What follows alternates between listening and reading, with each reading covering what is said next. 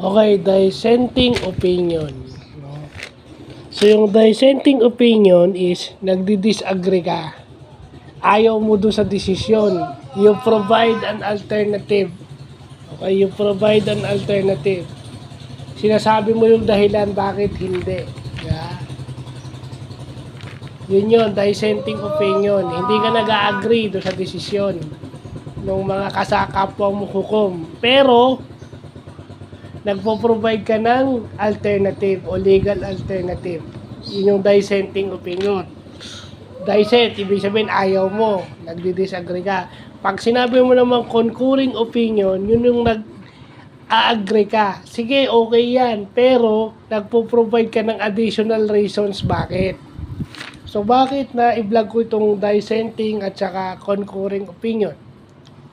Kasi yung sa concurring opinion ng mga Supreme Court judges, no, yung mga maestrado natin dyan, yung sa same-sex marriage, yung pag-aari, no?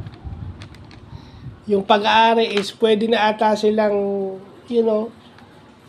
pwede na sila, no? Pwede nilang pagpartihan yun, pwede silang mag-decide doon legally for as long na granted na, yun yung sinasabi, granted na meron silang part o meron silang sa parte sa pagpundar nun o sa pagbili nun, sa pag-acquire nun.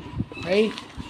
At saka ito rin yung sinasabi nila na sana ma-revisa rin yung nasa family code. Kasi nga, siyempre, ang panahon ngayon, same-sex marriage, meron ng same-sex relationship kasi na hindi na makakaila na tanggap na yan. Kumbaga, norm na yan eh. Diba? Dapat, although, it is, yun yung sinasabi sa batas eh, hindi naman siya necessarily dapat umaano sa Christian morals. Kasi kung Christian morals yun, yung family code is based dun sa babae tsaka lalaki lang, which is Christian morals, Christian doctrine. O Catholic morals or Catholic doctrines. Kasi nga Katolikong bansa tayo. So, yun yung concurring at saka dissenting opinion. Pag concurring, pumapayag ka, pero nagbibigay ka ng additional kung bakit. Expounded. Pag dissenting, ayaw mo. Nagpo-provide ka ng alternative. So, importante rin kasi ibang mga tao basa ng basa eh. Nag-i-interpret ng mga abogado, pero hindi mo na binabasa kung ano yung concurring at saka dissenting opinion. Diba?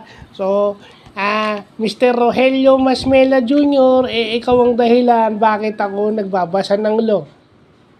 So, ito yung dapat nating malaman na tayong dalawa, lalo na sa mga desisyon ng korte. No, whether Court of Appeals or Supreme Court, pumapasok yung concurring at dissenting opinion. So, yun lang po.